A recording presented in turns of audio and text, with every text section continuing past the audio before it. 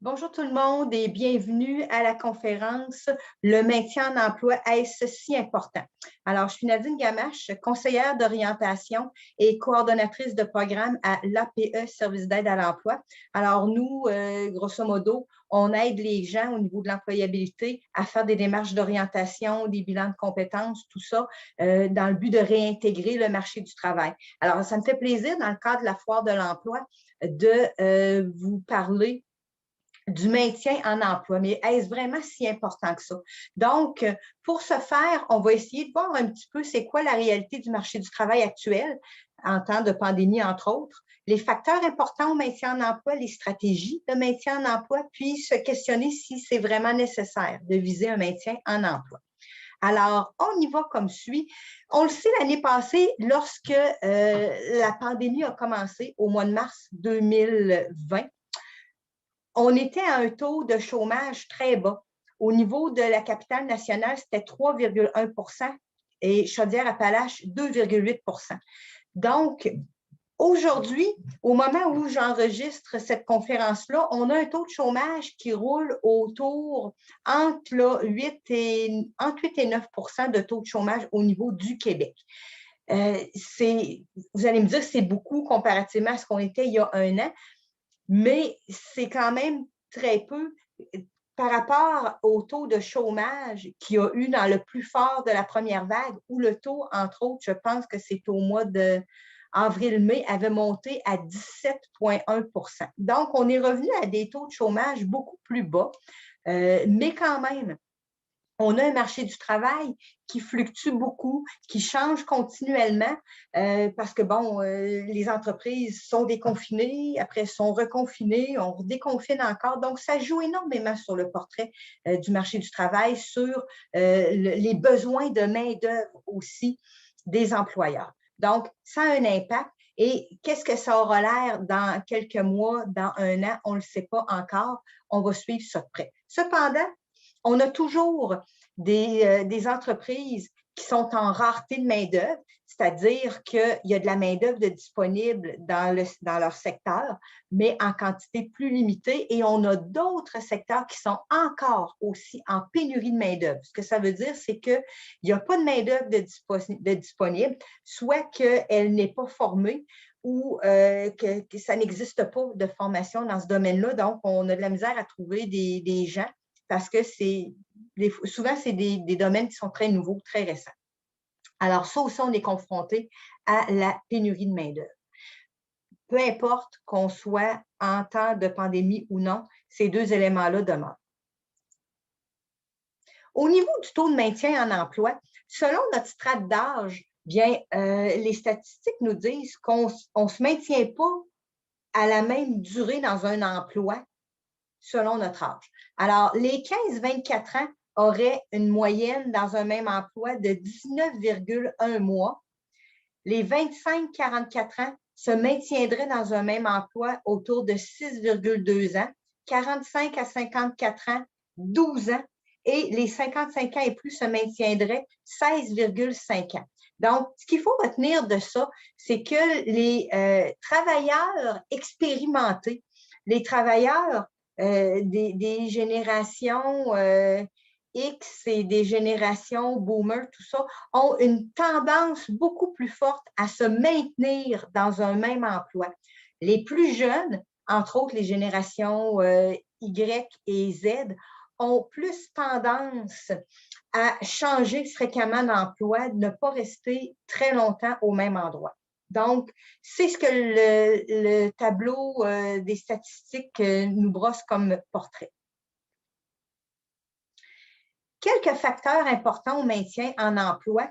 Bien, un des éléments importants selon les études, c'est la formation. Plus on a un niveau de scolarité qui est élevé, plus on risque d'avoir un bon maintien en emploi. Donc, moins de difficultés à trouver de l'emploi et aussi, c'est plus propice à se maintenir en emploi. C'est selon Dave Carr de l'Université de Californie et Thomas Lemieux de l'Université de Colombie-Britannique. Ces deux-là nous disent que plus on est scolarisé, plus on est actif, moins on chôme, puis mieux on est rémunéré. Donc, ça a aussi un impact sur notre niveau salarial. Et on sait qu'il y a eu longtemps au niveau du Québec qu'on avait très peu de diplomation. On avait très peu de gens qui continuaient à aller aux études longtemps. Mais depuis 2000, on a vraiment augmenté notre taux de diplomation avec un taux de 71 de diplômés de niveau post-secondaire, ce qui est quand même pas rien. Et tout ça est favorable au maintien en emploi. Mais ce qui est aussi favorable au maintien en emploi, et ça selon les études, mais aussi selon les employeurs, c'est le savoir-être, l'importance du savoir-être. Souvent, le chercheur d'emploi va beaucoup axer sur son savoir-faire, ses compétences, ses connaissances, sa capacité à faire les tâches qui sont demandées, exigées pour le poste. C'est vrai que c'est important, mais ce n'est pas ça le plus important. Le plus important, c'est le savoir-être. Ce sont les qualités personnelles. C'est ce que les études appellent les soft skills. Donc, ce sont aussi des compétences qui sont transférables dans différents métiers.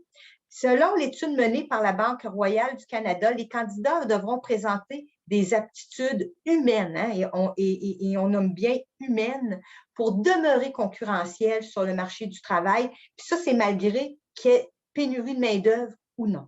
Donc, ce n'est pas quelque chose qui est juste à un moment précis ou à cause d'une situation économique particulière. Non, non, non.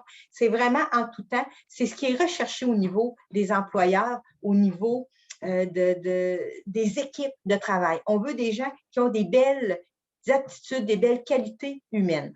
Donc, c'est important. On ne veut pas juste des gens qui font des tâches. Il faut humainement que ce soit grandiose aussi, que ce soit positif. Et je vous dirais que dans les entrevues, c'est ce qui est le plus regardé, la capacité d'avoir des compétences transférables au niveau humain. Donc, j'axe beaucoup là-dessus parce que c'est vraiment un élément très important pour le chercheur d'emploi. Je vais vous donner quelques exemples justement de compétences qu'on dit humaines. Alors, il y a l'esprit critique, être capable de faire une bonne analyse, de voir les points forts, les points faibles d'une situation, de faire ressortir tous les éléments. La coordination, c'est important d'être capable de gérer des équipes. Bon, ce n'est pas donné à tout le monde, puis on ne veut pas nécessairement que tout le monde ait ça, mais ça fait partie de certaines qualités qui peuvent être recherchées. La perspicacité sociale, ça, c'est ce qu'on appelle être capable de lire entre les lignes quand on est en interaction avec les autres, de voir l'effet qu'on projette sur les autres, l'effet que les autres ont sur nous, être capable de négocier dans tout ça et de bien tirer son épingle du jeu. La perspicacité sociale, c'est bien important. L'écoute active, c'est important de s'affirmer, de dire les choses, mais c'est aussi important d'être capable d'écouter ce que l'autre a à dire et de comprendre ce qu'il veut dire. La résolution de problèmes complexes, c'est certain que c'est toujours un atout important d'être capable d'analyser, de voir des pistes de solutions pour des difficultés complexes et de ne pas baisser les bras devant justement les obstacles. La sensibilité aux autres cultures, on le sait, on est dans une ère où on parle d'intégration au niveau de la clientèle immigrante, d'intégrer les nouveaux arrivants, tout ça. Alors, ça prend une sensibilité à toutes ces cultures-là pour être capable justement de bien travailler en équipe, de bien les intégrer, de leur faire une place de qualité dans nos équipes. La pratique de plusieurs langues, donc plus notre entreprise pour laquelle on travaille évolue au niveau national, international, bien, plus la maîtrise de plusieurs langues va être nécessaire. L'adaptabilité, et Dieu sait qu'on l'a vécu avec la pandémie cette année, il faut s'adapter au changement, il faut être capable de faire différent. Et je vous dirais que les entreprises qui ont survécu à la première vague et à la deuxième vague avec brio, bien, ce sont des entreprises qui ont fait preuve d'adaptabilité, qui ont fait différent, qui ont modifié leur façon de faire, qui ont modifié le produit à offrir pour être capable, en temps de pandémie, avec des restrictions très importantes, de continuer à offrir un service de qualité, mais d'une manière différente. Donc, l'adaptabilité en ces temps de pandémie est excessivement importante comme qualité. Le discernement, bien évidemment, ce qu'on appelle le gros bon sens, c'est toujours bienvenu. On veut des gens, peu importe, même si ce n'est pas des tâches de gestion, que ce n'est pas des postes de direction, on veut des gens qui ont du gros bon sens. Donc, et dans différents endroits, ben, c'est aussi toute la sécurité qui est importante. Alors, le gros bon sens, là, le discernement est une qualité vraiment très recherchée. Et évidemment, la capacité à prendre une décision. Donc, la capacité à prendre une décision, c'est certain que plus vous avez un poste de responsabilité, un poste de gestion, plus vous allez avoir des décisions à prendre. Mais n'empêche que même si vous n'êtes pas dans une situation comme ça, vous n'avez pas un poste d'autant de responsabilité, on va vouloir vous amener à prendre des décisions. Ne serait-ce que vous avez fini votre travail, bien, ne pas attendre votre supérieur immédiat, c'est savoir quoi faire, prendre une décision. OK, je vois l'ouvrage, je vais faire autre chose en attendant là, de pouvoir lui parler. Donc, c'est ça, prendre une décision. Toujours une décision qui est à son niveau, mais on s'attend à ça de la part de notre personnel, qu'il soit capable de prendre des décisions à son niveau. Il y a différentes sources de motivation qui existent pour faire en sorte que je me maintiens dans cet emploi-là ou je le quitte. Je vous dirais que celui qui est le plus important pour l'ensemble des travailleurs, c'est la recherche du sens. Ça prend un travail, un emploi, un milieu qui fait du sens, où on sent que ça répond à qui on est comme travail, comme valeur, comme environnement. La recherche du sens est l'élément numéro 1 comme source de motivation pour demeurer en emploi. La perspective d'évolution, si on est capable d'avoir des promotions, qu'elles soient à l'horizontale ou à la verticale. Donc, à l'horizontale, un poste de même niveau de travailleur, puis à la verticale, bien, un poste où on gravit des échelons comme coordonnateur, chef d'équipe, gestionnaire ou autre. Donc, quand il y a ces possibilités-là, bien, il y a des gens pour qui c'est ça leur motivation parce qu'ils veulent évoluer et prendre plus de responsabilités. Donc, la responsabilisation aussi, quand on donne des mandats, on reçoit des attributions particulières. Ça peut être une source de motivation très intéressante pour plusieurs travailleurs pour se maintenir dans leur entreprise.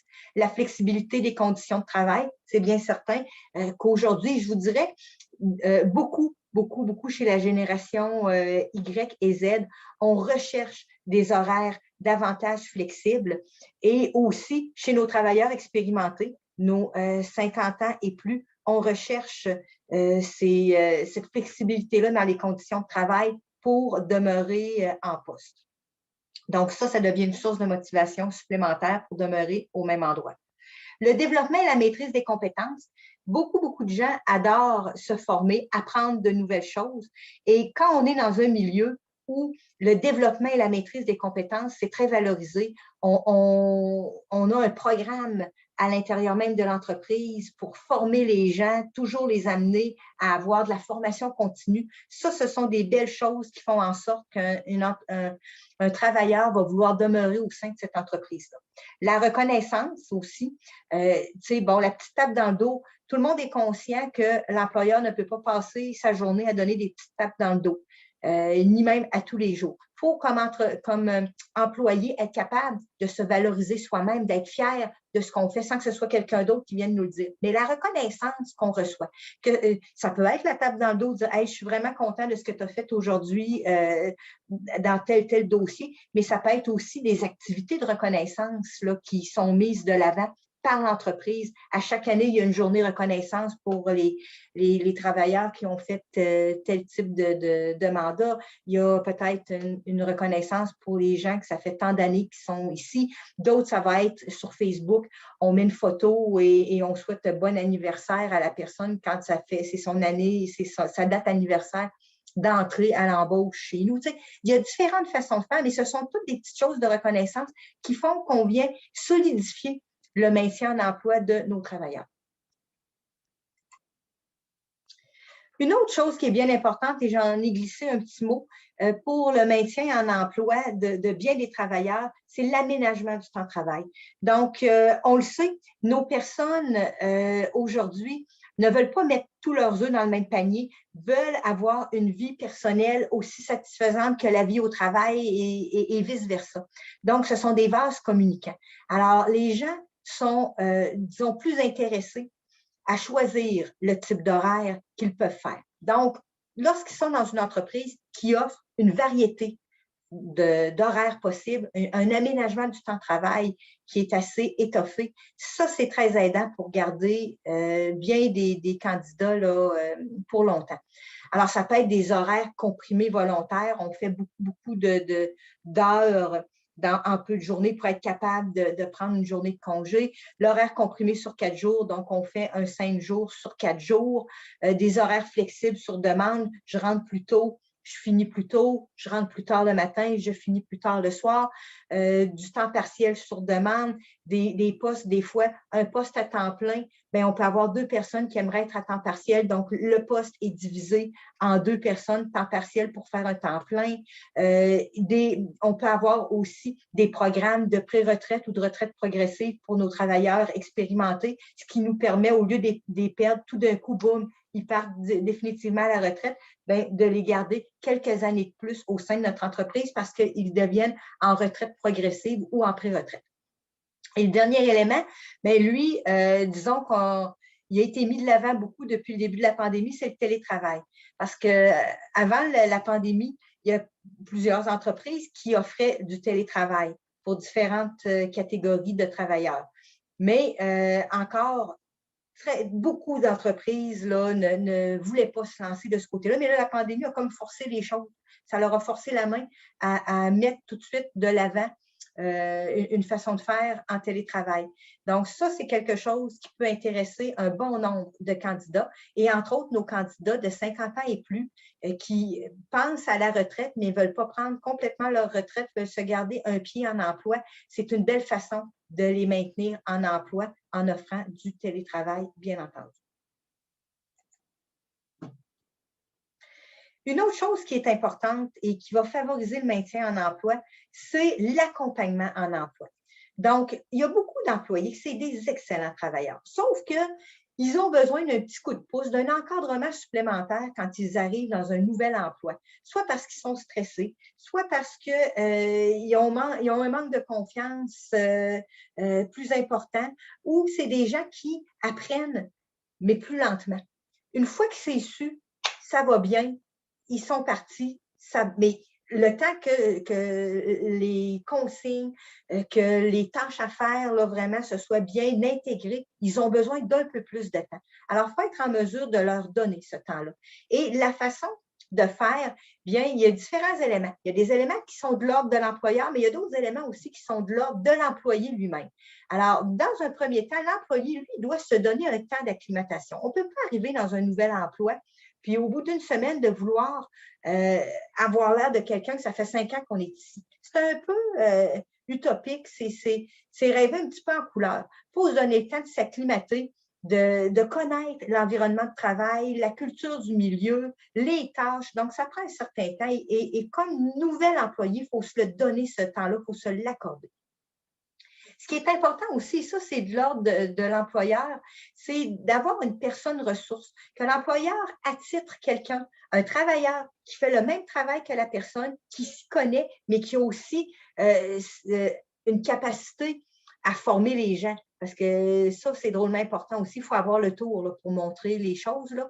Et bien, cette personne-là devient attitrée au nouvel employé. Quand il y a des questions au niveau du travail, au niveau de la tâche, veut faire voir si son travail est bien fait, elle veut avoir des trucs, c'est à cette personne-là qu'elle se réfère. C'est beaucoup plus sécurisant, c'est moins stressant, il y a moins de perte de temps parce que la personne nouvelle, c'est tout de suite à qui se référer et ça, c'est très aidant. Il faut aussi, de la part des superviseurs dans l'entreprise, planifier des temps de supervision formels avec son nouvel employé. Donc, le supérieur immédiat peut à ce moment-là prendre une fois par semaine, c'est telle journée à telle heure, on se rencontre de façon systématique pour faire le point sur la semaine, sur le travail qui a été fait, sur peut-être les petites supervisions ponctuelles qui ont été faites ici et là. Donc, on prend un temps. Donc, ça, c'est important parce que ça permet aux travailleurs de se sécuriser, de savoir ce qui fait de bien, de savoir qu'est-ce qui a amélioré, puis d'avoir en même temps bien, du coaching, parce que la supervision fait en sorte qu'on donne ce coaching-là. Donc, on aide vraiment notre nouvel employé à bien s'intégrer quand on lui donne ce coaching-là. Pour l'employeur qui est aux prises avec une ressource qui va être super efficace, mais dans un peu plus longtemps, Donc, il y a toujours de possible d'obtenir une subvention salariale auprès de Service Québec. Donc, ça vous paie une partie du salaire de l'employé pendant X temps. Et bien, étant donné que vous devez mettre un peu plus de temps, un peu plus de supervision, c'est aidant pour l'employeur. Puis aussi, ça enlève de la pression au niveau de l'employé. Et il y a aussi un autre truc très intéressant qui peut être disponible, c'est de recevoir de l'accompagnement en emploi par un conseiller en emploi. L'ensemble des organismes d'employabilité peuvent offrir des services d'accompagnement. Nous, à l'APE, on fait du démarchage auprès des employeurs pour notre clientèle et on offre aussi l'accompagnement dans ces services-là une fois que la personne est en emploi. On vient faire des supervisions avec le travailleur et l'employeur pour voir comment ça va. S'il y a des difficultés X, bien, on va les travailler, nous, avec l'employé et on va aussi donner du coaching et du soutien si le besoin est auprès de l'employeur, parce que des fois, l'employeur peut avoir avec certains employés la facilité à faire les choses, puis avec certains autres qui ont des difficultés X, c'est pas trop comment s'y prendre, on est là pour les aider. Ce qui fait qu'à un moment donné, toutes les choses vont rentrer dans l'ordre et là, il va avoir un excellent travailleur qui va savoir son travail, qui va être efficace et qui va être là pour un bon bout de temps. Donc, ce sont des alternatives, des stratégies qui peuvent être très intéressantes pour l'employeur et pour l'employé qui vient d'entrer en emploi. Mais au niveau de stratégie de maintien en emploi au niveau du travailleur, il y a quelques petits éléments qui peuvent être très pertinents pour s'aider à maintenir un emploi si tel est le cas, là, si c'est ce qu'on veut, maintenir un emploi. Le premier élément, c'est d'avoir un objectif professionnel clair et précis. Quand on sait dans quoi on se dirige, dans quoi on cherche, qu'on ne prend pas n'importe quel emploi du bord, et ça, c'est gagnant-gagnant. C'est gagnant pour le travailleur parce qu'il va être bien, il va être heureux, puis les chances qu'il soit sur son X sont quadruplées. Puis pour l'employeur, ben c'est gagnant aussi parce que là, il y a quelqu'un qui est motivé, qui sait dans quoi il cherche, puis c'est précis ce qu'il veut avoir comme poste, c'est pas du n'importe quoi, c'est pas du essai-erreur. Alors ça, c'est drôlement intéressant, connaître son objectif professionnel de façon claire et précise. L'autre bien importante, c'est connaître ses valeurs à soi comme travailleur, puis les valeurs de l'employeur. Il faut se renseigner, il faut être capable de faire un fit avec nos valeurs respectives. Parce que si on s'en va dans une entreprise, que les valeurs de l'entreprise ne correspondent pas du tout à nos valeurs en tant que travailleurs, à un moment donné, il va y avoir un clash, on ne sera pas bien et c'est ce qu'on appelle ne pas être sur son X et ce n'est pas ce qu'on veut. Donc, il faut tenir compte, il faut se renseigner sur l'entreprise pour voir est-ce que c'est une entreprise que ses valeurs organisationnelles correspondent à mes valeurs. Si c'est le cas, ben, vous risquez d'avoir une entreprise qui va vous tenir à cœur et vous allez être bien. Si ce n'est pas le cas, vous risquez de ne pas rester longtemps.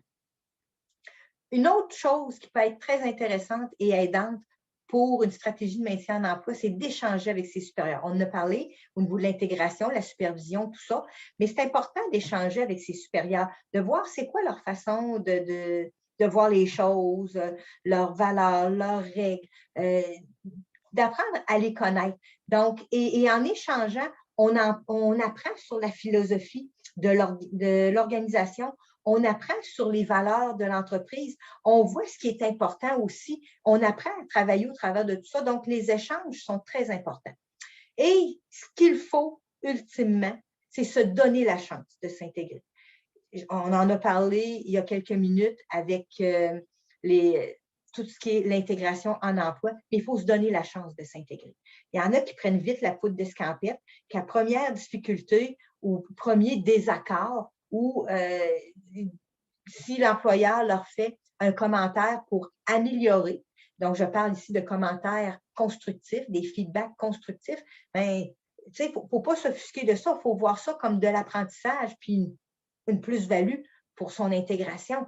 Alors, il faut se donner la chance de s'intégrer. Tout ça, ça fait partie de l'intégration. Mais est-ce que c'est vraiment nécessaire de viser le maintien en emploi? On a beaucoup de travailleurs qui font ce qu'on appelle du job hopping. Hein? Ils s'en vont d'un emploi à l'autre.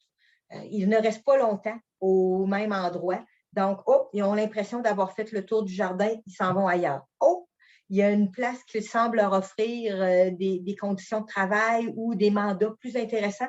on s'en va. Donc, du job hopping. Olivier Schmucker, lui, appelle ça en français le rebondisseur professionnel. Donc, c'est un peu comme si on était sur un ballon sautoir, là, puis qu'on saute, boing, boing, boing, puis on s'en va d'un emploi à l'autre. Donc, ça, je vous dirais que honnêtement, on voit ça de façon plus fréquente chez la génération Y et Z, mais on a quand même des gens de toutes les autres générations qui ont toujours fait ça, du job hopping. Et en rareté de main-d'œuvre, le marché du travail est favorable pour eux. Mais quand on n'est pas dans une situation de rareté de main-d'œuvre, est-ce que la situation est aussi rose? C'est ce qu'on va essayer de voir. Donc, il y a certains employeurs qui voient ça très positivement, les candidats qui font du job hopping.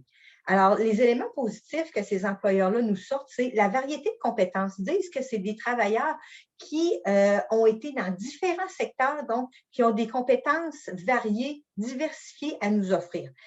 D'autres vont dire justement qu'il y a de la diversité au niveau des expériences de travail. Tu sais, ce n'est pas juste au niveau des compétences, mais dans leurs expériences de travail, ça leur a permis de voir dans un même domaine, en ayant été dans différents milieux, dans d'autres entreprises, bien, ils ont une diversité pour nous amener des plus-values dans une entreprise qui fait de la même chose. Et d'autres employeurs vont dire que c'est très bien parce que c'est des travailleurs qui n'ont pas froid aux yeux et qui n'ont pas peur de prendre des risques. Donc, si on leur demande là, de se lancer un petit peu dans le vide, bien, ce n'est pas des peureux, ils vont le faire, puis ils vont amener une plus-value à l'entreprise. Donc, dans des mandats que souvent d'autres employés qui seraient très capables de le faire ne veulent pas se lancer. Donc, ces employeurs-là voient d'un bon œil les travailleurs qui font du job hopping. De l'autre côté, hein, parce qu'on a toujours deux côtés à une médaille, on a des employeurs qui voient ça négativement, le job hopping. Ils disent qu'il y a de fortes chances que cette personne-là ne fasse pas long feu dans l'entreprise, qu'elle change très rapidement d'emploi, ce qui veut dire que je vais avoir payé pour la former, je vais avoir pris une ressource pour former cette personne-là, puis au moment où elle risque de commencer à être un petit peu efficace et autonome, boum, elle va me laisser tomber pour s'en aller ailleurs. D'autres vont dire que c'est des gens qui ont trop des expériences dispersées, diffuses et qu'il n'y a rien de vraiment spécifique, d'expertise de développer. Donc, ces employeurs-là apprécient moins. Et il y en a d'autres qui vont dire carrément qu'il s'agit de gens qui ne savent pas pantoute ce qu'ils veulent au niveau professionnel dans la vie et ils ne veulent pas ça. Donc, on voit qu'on a vraiment deux perceptions au niveau des employeurs. Certains qui aiment beaucoup et d'autres qui n'aiment pas. Donc, ça veut dire qu'il y a de l'espace pour ces gens-là. On peut décider de viser un maintien, puis on peut décider de viser du job hopping, donc un changement fréquent.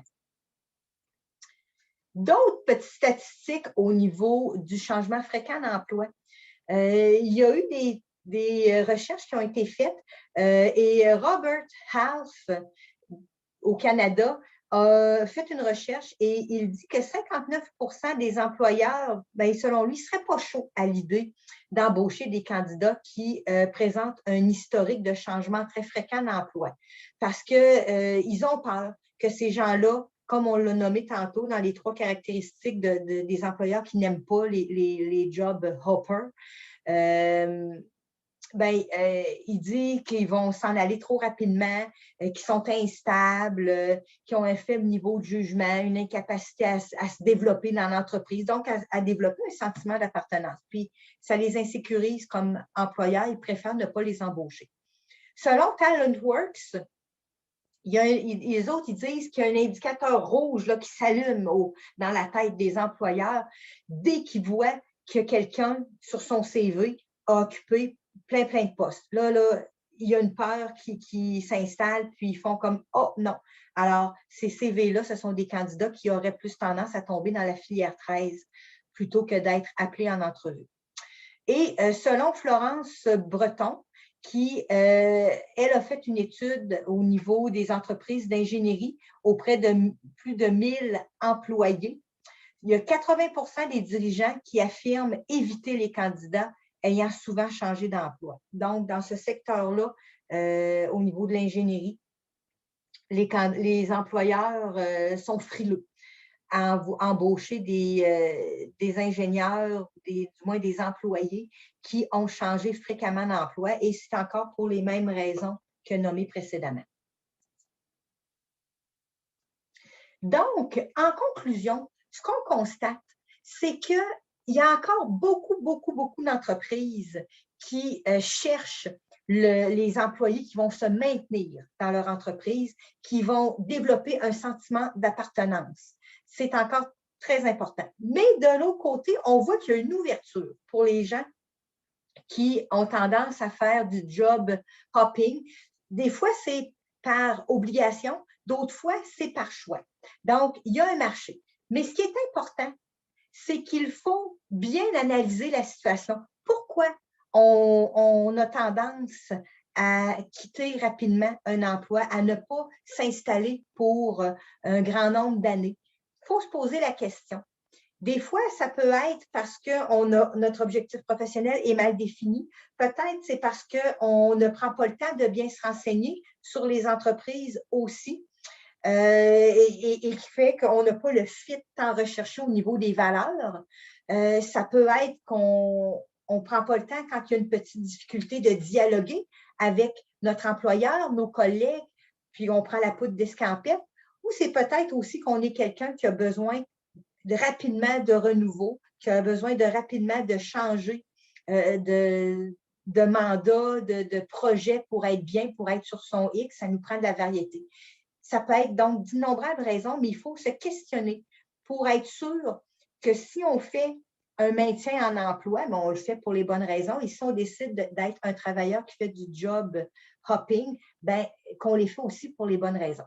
Alors, le marché du travail actuellement est possible pour les deux, mais on ne se cachera pas qu'il y a une plus forte tendance pour le maintien, mais le job hopping, il y a quand même des entreprises qui ont une ouverture pour ça. Alors, j'espère que cette petite conférence vous a amené un éclairage nouveau et vous a amené des bonnes pistes de réflexion pour votre futur maintien en emploi. Alors là-dessus, je vous souhaite une bonne foire de l'emploi et merci de votre présence.